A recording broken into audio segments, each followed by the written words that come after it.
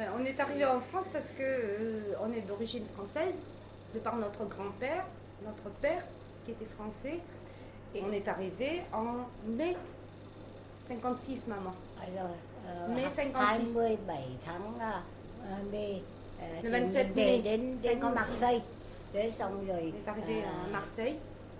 3 ngày sau thì về. Et 3 jours đây. après, ils nous ont rapatriés ici à Saint-Clivran.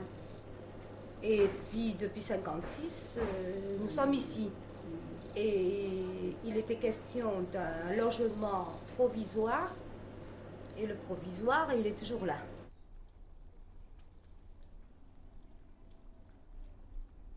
Ôi mình ở đây rồi thì mình cũng yên vị. Chỉ còn mấy người gia đình trẻ thì người ta phải đi Paris, người ta cũng cho đi học việc mà papa không có muốn papa ở đây để làm ở đây để còn gần gia đình nhà mình Bon, đông. là, le problème, enfin, ce qui s'est passé dans notre famille, c'est qu'on était assez nombreux et mon père avait quand même un travail toujours à Saint-Clivran. Alors il n'a jamais voulu se sortir du camp tant qu'il avait du travail et puis ses enfants ici. Mamie avait, j'avais 10 enfants maman quand t'es arrivée. Et après il y a eu Claudine, enfin ça s'est suivi. On est 16 en tout, c'est quand même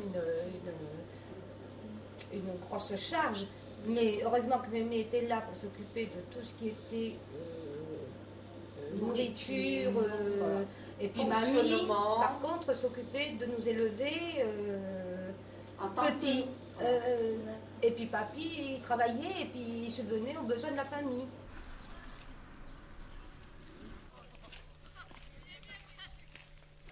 Tôi có chả cá, sao ông mua một cái về ăn? Chả cá tôi ăn luôn. Thế à? Không thích à? Chả cá từng miếng thôi chứ còn chả cá băm chứ con. Từng miếng. Làm chả từng cái một đây mà này bầu từng miếng. Thì từng miếng nướng tôi mới ăn. Chứ còn chả cá băm rồi làm như chả mực hay chả ấy tôi ăn.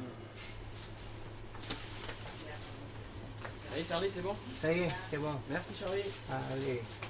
On a tout perdu en Indochine.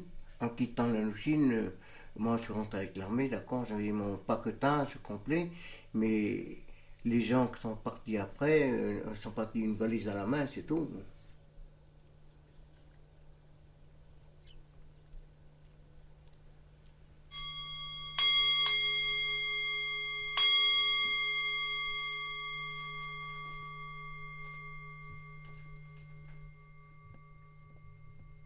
Je suis revenu ici, dans le camp, pour aider ma mère. Et naturellement, j'ai trouvé que vraiment c'est encore de la colonisation ici. Parce que les anciens fonctionnaires de là-bas géraient justement ce camp. Alors ils avaient toujours leur façon de se conduire. Faute d'autochtones, ils nous prenaient comme remplaçants. La extinction de feu à 10 heures, comme dans l'armée. Et on avait un lit militaire hors service, c'est-à-dire un lit militaire métallique, avec lame métallique, et puis un paillasson de crin et d'herbe sèche. Moi, j'ai dû sortir de mes poches pour faire quelques améliorations et tout. Sinon, avant, il n'y avait rien. Les toilettes étaient dehors. Alors, moi, comme je suis dysentérique, c'est-à-dire la dysenterie, alors pour courir d'ici là-bas, c'est long, c'est dur. Et l'hiver, la pluie, la neige, non, je peux pas. Alors, j'ai fait construire ma petite cuisine, la salle d'eau, les toilettes et un petit débarras à mes frais.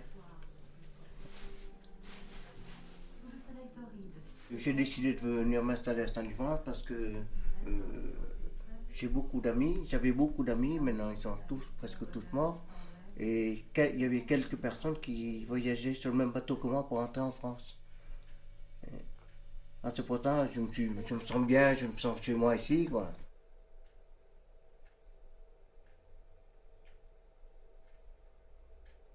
Sur les 16 enfants, nous sommes tous sortis du camp. Même si on est 3 ou 4 sur Saint-Livran, 2 ou 3 à Bordeaux, 2 ou 3 à Paris, enfin un peu partout, mais on a réussi, je dis pas à sortir du corps, parce qu'on ne sort pas du corps, c'est pas vrai. Nos racines sont là, mais on fait notre vie à l'extérieur. Mais malgré tout, nos attaches, toute notre culture, elle est là. Hein. Tous les jeunes de la deuxième génération, troisième génération venaient au mois d'août pour se ressourcer un peu ici. Et notamment, c'est gai pendant quelques jours. Avant, il y avait beaucoup d'animation. Maintenant, le camp est presque vide. Les jeunes sont tous partis. Il reste en tout maintenant une quarantaine de vieilles mémés, c'est tout. À la chapelle d'ici, tous les ans, on appelle ça la fête de Marie, je crois. Et il y avait une procession avec la Vierge portée par les 4 jeunes du camp. Mais pendant ces fêtes-là, il y avait beaucoup de bouddhistes qui se sont joints à nous pour assister à la cérémonie.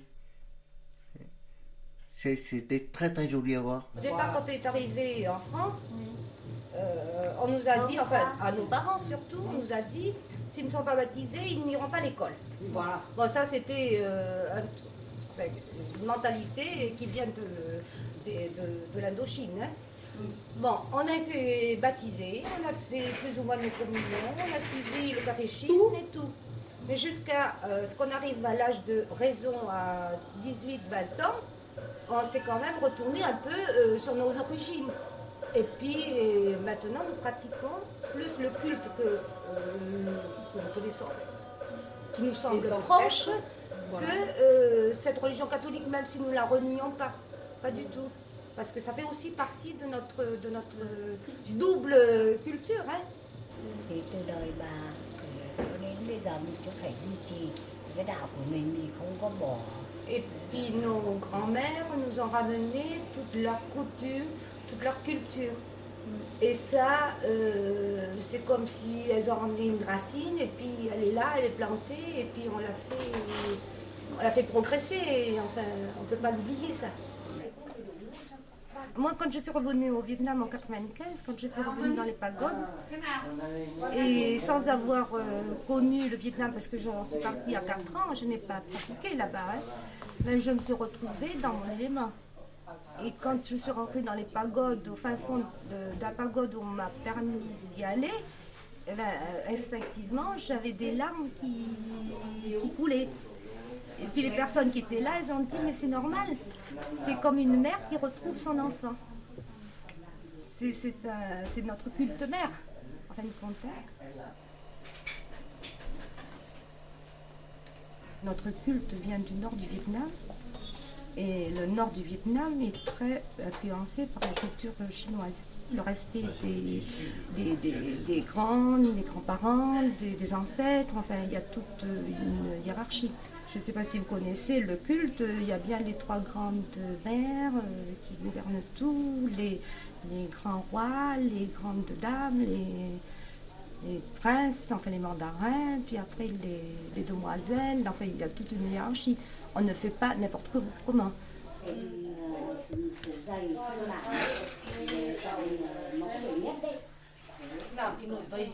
Oui, parce que c'est long. C'est long.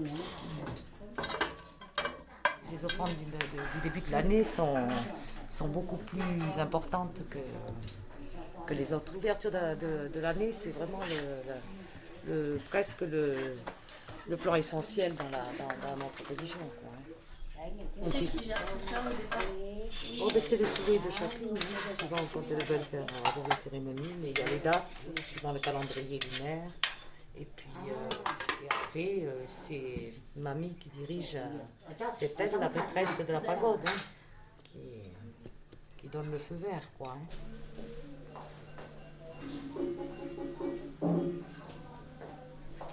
On prie Bouddha, on prie les génies.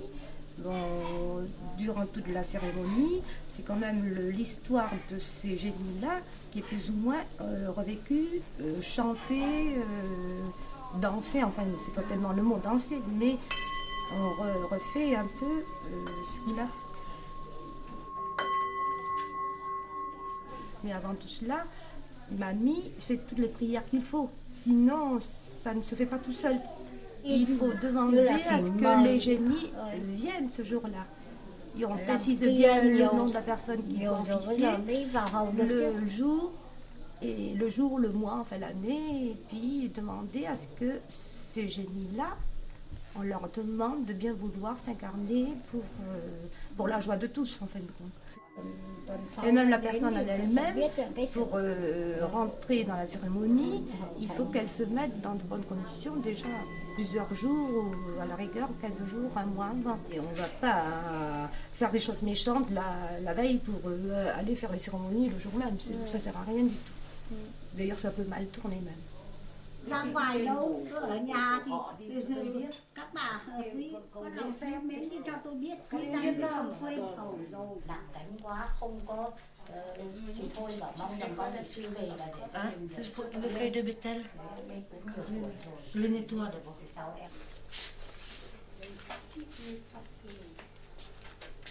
On le mettra à l'hôtel là.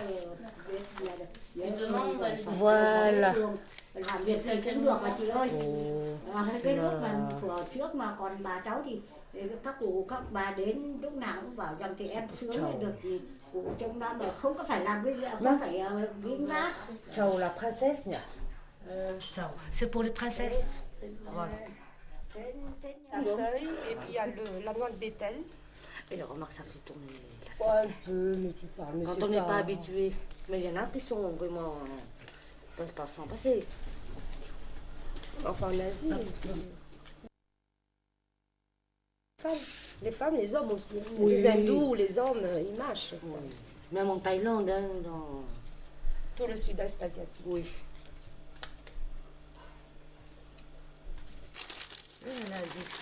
Bon, c'est la racine. Attends que je finisse de mettre les clips. Để trên trong cái mâm kia đi. Cái gì thế? Để vỏ trên cái mâm kia đi. Toutes les personnes qui le pratiquaient sont plus ou moins décédées et n'ont pas eu des enfants qui ont perpétué le culte. Alors que chez nous, c'est différent. Des 9 filles de mamie, on est 8 à le pratiquer. Nous essayons de l'apprendre à nos enfants, même s'ils ne le pratiquent pas. Ils savent que ça existe, ils connaissent les règles. Quand ils viennent prier. Quand ils s'en vont, ils viennent prier avant de partir. Bon, mais ça fait partie de leur éducation. J'ai fait les premières. J'avais 22 ans, maman. Hein. Mais j'ai toujours été plus impliquée peut-être que d'autres. Bon, mais ça, c'est chaque personne qui le... Il n'y a pas une règle précise, il n'y a pas un âge précis. Mamie a dit qu'il y a une expression dans la religion qui dit c'est que le génie a décidé que la personne est capable de faire ça ou faire ça. C'est pas nous qui d'office disons moi je veux faire ceci, moi je veux faire cela. Les choses se décident presque, je sais pas automatiquement, enfin il y a une décision au-dessus.